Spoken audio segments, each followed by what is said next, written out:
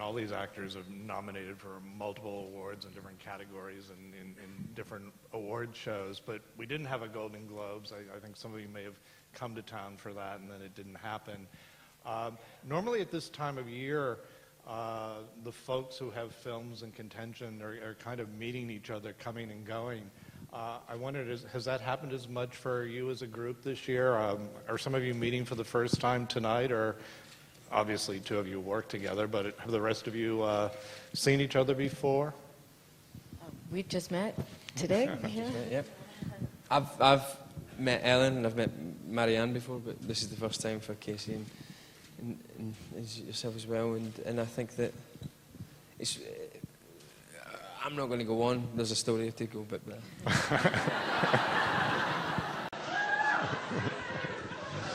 Fucking hell. No, because I think one of the nicer parts of award season, obviously there's a lot of hectic parts and crazed parts, but one of the nicest parts is you do develop a kind of sense of, I mean, this is the class of 2007, and there's some feedback. Filmmakers are often isolated off on their own locations, their own sets, and this is an opportunity for folks to meet each other and talk about whatever actors talk about when press people aren't around. Yeah, there's definitely some camaraderie, and it's very nice to meet all these people. Some of these I haven't met, but so things like this is an opportunity to meet them and get to know a little bit about them. But there are others that we all kind of run. I keep running into her. I can't get rid of her. Everything I go to, she's there, which is nice. But it definitely feels it's like that a little bit, and which really is nice. I would wonder, often when I'm talking to directors, I ask, well, how do you know this actor was right for a part? Because there's always a leap of faith in casting any movie. But I wonder, from your point of view as actors, how do you know when you sign on to a film you're in the hands of the right director? And then maybe I'll ask if you ever found yourself in the hands of a director or which you weren't there. But first, tell me a bit about the chemistry that goes on between the actor and the director, and knowing that you're someone where you're on the same wavelength. Okay. I think you have to trust the director you're about to work with. How can you explain how you trust people? That's something. But I don't know how to explain this actually. But you feel that you have to have the desire to give everything to that person, because to share your passion with him or her. But I think, yes, the most important thing is trust, because you give your emotions. You won't be in the editing room. So. I mean, in the ideal situation, I know there are times when movies are cast very quickly, but ideally, do you like to take time, meet, go back and forth, not necessarily commit right away? Well, it depends on the director. No, I was just going to say, you assume that when you get the part, you assume that that's an act of trust on behalf of the director and the producers and the studio, if there is one. So you should feel a sense of security about that, but it's never there. I mean, it is in some cases, I'm sure, if you have a really good relationship, but you always get that thing on the first day, the first week, the first month, sometimes, if it's not bedded in yet, where all the producers are sitting like this, going, have we hired the right guy? Have we hired the right person? Have we hired the right girl? Is the director doing their good job? Fuck the director, is the actor good enough? Do you know what I mean? And that can be actors' paranoia, but I'm sure there's a bit there anyway.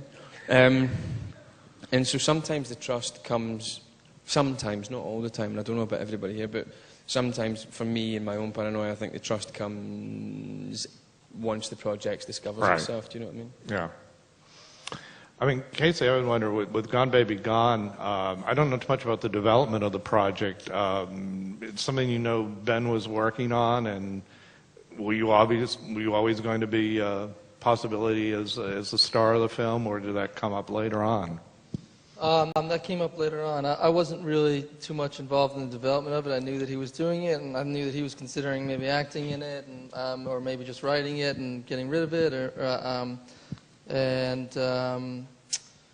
You know, the first I heard that he was going to direct it, he called me to get an actor's phone number, who he knew I had, to see if I could call him up and if he would read the script. I gave him the wrong number, and then, you know, a few weeks later, that's true. And so, you know, I was shooting Jesse James, and he came up to visit, and he said, "Would you be in this? Because I'm, you know, I want to do it with you, and that's how that happened. Were the two characters in the novel actually older than you are in the film? Well, Michelle's in her 40s. Oh, so, okay. She looks very good. It was, yeah, they were older. They were a little bit older. But I think that he wanted it to be younger because he made that change before I was involved, because he felt like a lot happens over the course of the movie, and that their lives kind of, they're forced to make decisions about certain things that they aren't really sure about, and then afterward they have to kind of live with the repercussions of those decisions, legally and morally and everything. And he felt like if they were younger, then it would be kind of a life-changing experience, and if they were older, they already would have been faced with those kind of, had some kind of crisis like that in their life, and it wouldn't be, the stakes wouldn't be quite as big. So.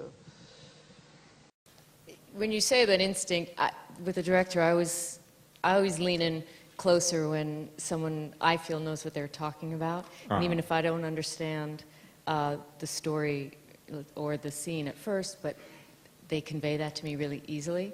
It's the ones that keep talking, and I glaze over, and I thought, oh, that's what it's going to be like for the next 2 months, But Ben is incredibly articulate and intelligent and passionate, and his passion is infectious. So we got off to a good start just talking about the scenes, and I read for him. But he said, "Where in Boston are you from?" And I said, "No, I'm from New York." And then he hired me, but I actually knew better that, it had to come through. My agent would have to get the call, but so I held off until that officially went through. Okay. And Ellen, what were your first meetings with Jason like? I actually first met Jason, I was shooting another film in Los Angeles, and remarkably parallel opposite film of Juno. And I was almost worried. He was literally driving to meet me in my trailer while I was shooting that film, and it's a film that just took place in the 60s and is a true story, and I play a character who gets just horrifically tortured. And starved, and so I'm like frail and sad, and I didn't say that. It was him that said that. He Oh, brought okay. that up. Okay. Yeah. He exaggerates it as well, actually, to try and get the kind of sympathy vote, I think. But yeah, we've known each other for a lot of years through an actress called Kathy Burke, a director now called Kathy Burke. You might know from a film called Nil by Mouth. A film that who directed it? Gary Oldman directed it, and she directed me in a play, and we met that way. So we knew each other for years, just drinking. And he auditioned me a couple of times and gave me parts, and then never worked out. And he shouted me once. He shouted at me and gave me into big trouble. And then he brought me into audition for Atonement. And then he brought me into audition for Atonement again, and then he made me screen test. And to be fair to him, he promises me that he always wanted me, but he had people to appease. And he made me screen test with Kira. And up until then, I thought it was an incredible script. Felt very safe with that, and I knew from my first audition that he was incredible, much like you said as well. You just go, God, they know what they're talking about. Isn't that interesting? But actually, doing the screen test with Keira Knightley as well, I went, geez, that's a character that I didn't think was anything. Do you know what I mean? And suddenly there's a whole new aspect to the film, and I just thought, if I don't get this part, I'm going to kill myself. No, I didn't. And he said to me, read the book. And I went, well, fucking give me the part, and then I'll read the book, because otherwise Otherwise, I really will kill myself, you know. Well, one thing's interesting, I mean, several of you here, I mean, you had a book you could go to, and I know Casey did, and, you know, with Edith Piaf, you had all kinds of resources, and you had a book on your film. That's probably fun to have all of that, but does the director caution you and say, you don't have to go that deeply into the backstory, let's concentrate on what's happening here on the set between the two characters? I've had a director say, please don't read the book. Which Last film was King of that? Scotland. Ah, okay. Because it's so different from the story. But I think when it's if you're making an authentic, sympathetic adaptation, then it is useful, you know. But you still need to throw it away like that. But I kept coming in saying, you know, the book's like this, and what about doing this, and what about doing that? And I think it drove him out of his mind. So he just went, forget the book and throw it away, and Right. don't finish it.